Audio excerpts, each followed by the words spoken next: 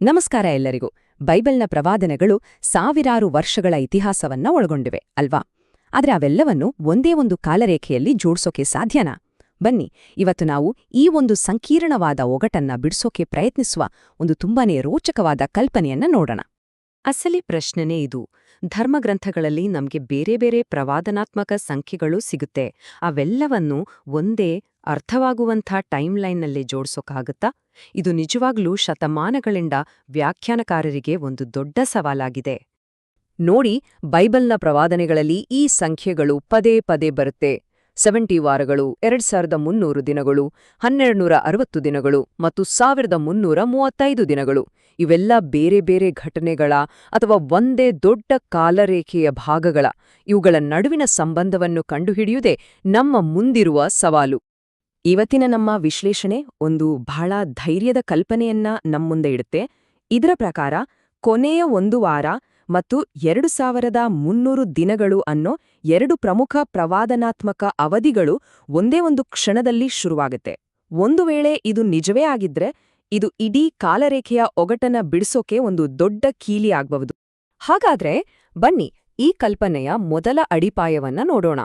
ಈ ಇಡೀ ಕಾಲರೇಖೆಯನ್ನ ಸರಿಯಾಗಿ ಅರ್ಥ ಮಾಡ್ಕೋಬೇಕು ಅಂದ್ರೆ ನಾವು ಮೊದಲು ಮಹಾಸಂಕಟದ ಅವಧಿ ಎಲ್ಲಿಂದ ಶುರುವಾಗತ್ತೆ ಅನ್ನೋ ಸ್ಟಾರ್ಟಿಂಗ್ ಲೈನನ್ನ ಗುರುತಿಸ್ಬೇಕು. ಅದು ಯಾವಾಗ ಶುರುವಾಗತ್ತೆ, ಹೇಗೆ ಶುರುವಾಗತ್ತೆ? ಮೊದಲನೇದಾಗಿ ನಾವು ಕೊನೆಯ ಒಂದು ವಾರ ಅಂದ್ರೆ ಏನು ಅಂತ ಸ್ಪಷ್ಟಪಡಿಸಿಕೊಳ್ಬೇಕು. ಇದು 1260 ದಿನಗಳ ಒಂದು ಅವಧಿ. ಮೂಲದ ಪ್ರಕಾರ ಇದನ್ನೇ ಸಂತರಿಗಾಗಿ ಬರುವ ಮಹಾಸಂಕಟದ ಸಮಯ ಅಂತನೂ ಹೇಳಲಾಗತ್ತೆ. ಹಾಗಾದ್ರೆ ಈ ಮಹಾಸಂಕಟದ ಸಮಯವನ್ನ ಶುರು ಮಾಡೋದು ಯಾವುದು? ಮೂಲದ ಪ್ರಕಾರ ಮತ್ತಾಯನ ಪುಸ್ತಕದಲ್ಲಿ ಹೇಳಿರುವ ಒಂದು ನಿರ್ದಿಷ್ಟ ಘಟನೆ ಇದಕ್ಕೆ ಕಾರಣ. ಅಂದ್ರೆ ನಾಶನದ ಮಗನು ಪವಿತ್ರ ಸ್ಥಳದಲ್ಲಿ ನಿಲ್ಲುವುದು. ಇದೇ ಆರಂಭದ ಸಿಗ್ನಲ್ ಅಂತ ಹೇಳಬಹುದು. ಇಲ್ಲಿ ತರ್ಕ ತುಂಬಾ ಸರಳವಾಗಿದೆ. ಮೊದಲು ನಾಶನದ ಮಗ ಕಾಣಿಸ್ಕೊಳ್ತಾನೆ ಮತ್ತು ತಕ್ಷಣವೇ ಅದರ ಪರಿಣಾಮವಾಗಿ ಸಂತರಿಗೆ ಮಹಾಸಂಕಟದ ಅವಧಿ ಶುರುವಾಗುತ್ತೆ. ಹಾಗಾಗಿ ಇಲ್ಲಿ ನಾವು ಅರ್ಥ ಮಾಡ್ಕೊಳ್ಬೇಕಾದ ಅತಿ ಮುಖ್ಯವಾದ ವಿಷಯ ಏನಂದ್ರೆ, ಮೂಲದ ಪ್ರಕಾರ ಈ ಎರಡೂ ಪರಿಕಲ್ಪನೆಗಳು ಅಂದ್ರೆ ಮಹಾಸಂಕಟ ಮತ್ತು ಕೊನೆಯ ಒಂದು ವಾರ ಒಂದೇ ಆಗಿದೆ. ಅವೆರಡೂ 1260 ದಿನಗಳ ಒಂದೇ ಅವಧಿಯನ್ನ ಕುರಿಸುತ್ತೆ. ಸರಿ, ಈಗ ಎರಡನೇ ಪ್ರಮೇಯಕ್ಕೆ ಹೋಗೋಣ. ಇದು ಪುನರುತ್ಥಾನಗಳ ಸಮಯದ ಬಗ್ಗೆ, ಮತ್ತು ಇಲ್ಲಿಂದ ಕಾಲರೇಖೆ ಇನ್ನಷ್ಟು ಇಂಟ್ರೆಸ್ಟಿಂಗ್ ಆಗುತ್ತೆ. ಈ ಪ್ರಮೇಯ ಒಂದು ತುಂಬಾನೇ ಕುತೂಹಲಕಾರಿ ಘಟನಾಕ್ರಮವನ್ನ ನಮ್ಮ ಮುಂದೆ ಇಡುತ್ತೆ. ಸಾಮಾನ್ಯವಾಗಿ 70ನೇ ವಾರವನ್ನ 7 ವರ್ಷಗಳ ಅವಧಿಯಂತೆ ನೋಡ್ತೀವಿ.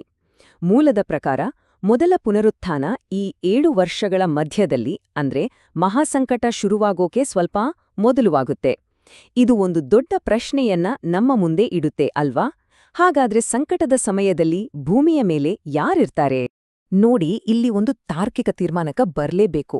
ಮೊದಲ ಪುನರುತ್ಥಾನ ಆದ ಮೇಲೂ ಸಂತರು ಮಹಾಸಂಕಟದಲ್ಲಿ ಹುತಾತ್ಮರಾಗ್ತಾರೆ ಅಂದ್ರೆ ಅವರಿಗೂ ಒಂದು ಪುನರುತ್ಥಾನ ಅಥವಾ ಪರಿವರ್ತನೆಯ ಘಟನೆ ಆಗ್ಲೇಬೇಕಲ್ವಾ? ಇದು ಒಂದೇ ಪುನರುತ್ಥಾನದ ಸಾಮಾನ್ಯ ಕಲ್ಪನೆಗೆ ಸವಾಲ್ ಹಾಕುತ್ತೆ. ಈ ತರ್ಕವು ಸರಳವಾದ ದೃಷ್ಟಿಕೋನವನ್ನ ನೇರವಾಗಿ ಪ್ರಶ್ನೆ ಮಾಡುತ್ತೆ. ಅಂದ್ರೆ ಕಾಲರೇಖೆಯ ಪ್ರಕಾರ ಒಂದೇ ಒಂದು ಪುನರುತ್ಥಾನದ ಘಟನೆ ಸಾಕಾಗಲ್ಲ, ಇನ್ನೂ ಹೆಚ್ಚು ಬೇಕು ಅಂತ ಇದು ಹೇಳುತ್ತೆ. ಸರಿ, ಈಗ ನಮ್ಮ ಕೊನೆಯ ಪ್ರಮೇಯಕ್ಕೆ ಬರೋಣ. ಇದು ಕಾಲರೇಖೆಯನ್ನ ಸಂಕಟದ ನಂತರದ ಸಮಯಕ್ಕೆ, ಅಂದ್ರೆ 1000 ವರ್ಷದ ಆಳ್ವಿಕೆಯ ಸ್ಥಾಪನೆ ಕಡೆಗೆ ಕೊಂಡೊಯ್ಯುತ್ತೆ. ಸಂಕಟದ ನಂತರ ಏನಾಗುತ್ತೆ? ದಾನಿಯೇಲನ ಪುಸ್ತಕದಲ್ಲಿ ನಮಗೆ ಇನ್ನೊಂದು ಮುಖ್ಯವಾದ ಸಂಖ್ಯೆ ಸಿಗುತ್ತೆ, 1335 ದಿನಗಳು. ಇದು ಸುಮ್ಮನೆ ಒಂದು ಸಂಖ್ಯೆಯಲ್ಲ, ಇದರ ಹಿಂದೆ ಒಂದು ದೊಡ್ಡ ಆಶೀರ್ವಾದದ ಮಾತು ಇದೆ. ಹಾಗಾದ್ರೆ ಏನಿದರ ಮಹತ್ವ? ಮೂಲದ ಪ್ರಕಾರ ಈ ಸಂಖ್ಯೆ ನೇರವಾಗಿ ಆ ಆಶೀರ್ವಾದದ ಆಗಮನಕ್ಕೆ ಸಂಬಂಧಪಟ್ಟಿದ್ದು. 1335 ದಿನಗಳವರೆಗೆ ಯಾರು ಕಾಯ್ತಾರೋ ಅವರಿಗೊಂದು ವಿಶೇಷವಾದ ಆಶೀರ್ವಾದ ಸಿಗುತ್ತೆ ಅಂತ ಸ್ಪಷ್ಟವಾಗಿ ಹೇಳಲಾಗಿದೆ. ನೋಡಿ, ಈ ಚೌಕಟ್ಟಿನಲ್ಲಿ 1260 ದಿನ ಮತ್ತು 1335 ದಿನಗಳ ಪ್ರವಾದನೆಗಳು ಹೇಗೆ ಒಂದಕ್ಕೊಂದು ಹೊಂದಿಕೊಳ್ಳುತ್ತೆ ಅಂತ. 1260 ದಿನಗಳ ಮಹಾಸಂಕಟ ಮುಗಿಯುತ್ತೆ. ಅದಾದ್ಮೇಲೆ ಇನ್ನೂ ಒಂದು 75 ದಿನಗಳು ಕಳೆಯುತ್ತೆ. ಆಗ ಕರೆಕ್ಟಾಗಿ 1335ನೇ ದಿನದಂದು 1000 ವರ್ಷದ ರಾಜ್ಯ ಶುರುವಾಗತ್ತೆ. ಆಯ್ತು, ನಾವು 3 ಬೇರೆ ಬೇರೆ ಪ್ರಮೇಯಗಳನ್ನ ನೋಡಿದ್ವಿ. ಈಗ ಇವೆಲ್ಲವನ್ನೂ ಒಟ್ಟಿಗೆ ಸೇರಿಸಿ ಒಂದು ಪೂರ್ತಿ ಕಾಲರೇಖೆಯನ್ನ ನೋಡೋಣ ಹೇಗಿರುತ್ತೆ ಅಂತ.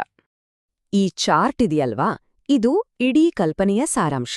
ಗಮನಿಸಿ, 1260 ದಿನಗಳ ಸಂಕಟ, 1335 ದಿನಗಳ ಆಶೀರ್ವಾದ ಮತ್ತು 2300 ದಿನಗಳ ಪ್ರವಾದನೆ. ಈ ಮೂರೂ ಶುರುವಾಗೋದು ಒಂದೇ ಒಂದು ಘಟನೆಯಿಂದ, ನಾಶನದ ಮಗ ಕಾಣಿಸಿಕೊಂಡಾಗ.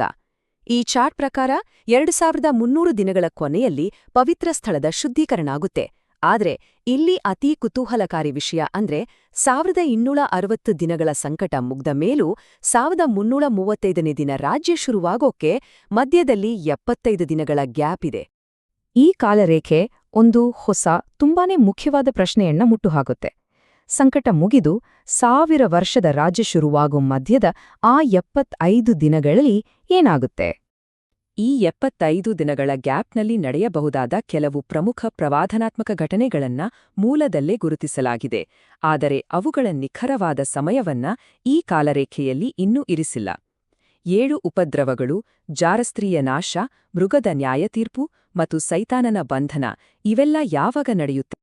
ಕೊನೆಗೆ ಹೇಳೋದಾದ್ರೆ, ಈ ಕಲ್ಪನೆ ನಮಗೆ ಒಂದು ಚೌಕಟ್ಟನ್ನಂತೂ ಕೊಡುತ್ತೆ. ಆದ್ರೆ ಅದೇ ಸಮಯದಲ್ಲಿ ಇನ್ನೂ ಎಷ್ಟೊಂದು ವಿಷಯಗಳು ನಮಗೆ ಗೊತ್ತಿಲ್ಲ ಅನ್ನೋದನ್ನು ತೋರಿಸುತ್ತೆ. ಇದು ಒಂದು ಡೀಟೇಲ್ಡ್ ಮ್ಯಾಪ್ ಇದ್ದ ಹಾಗೆ, ಆದ್ರೆ ಅದರಲ್ಲಿ ಕೆಲವು ಮುಖ್ಯವಾದ ಜಾಗಗಳು ಇನ್ನೂ ಖಾಲಿ ಇವೆ. ಆ 75 ದಿನಗಳ ರಹಸ್ಯ ಏನಾಗಿರಬಹುದು? ಇದು ನಮ್ಮ ಮುಂದಿನ ಅಧ್ಯಯನಕ್ಕೆ ಒಂದು ದಾರಿ ಮಾಡಿಕೊಡುತ್ತಲ್ವಾ?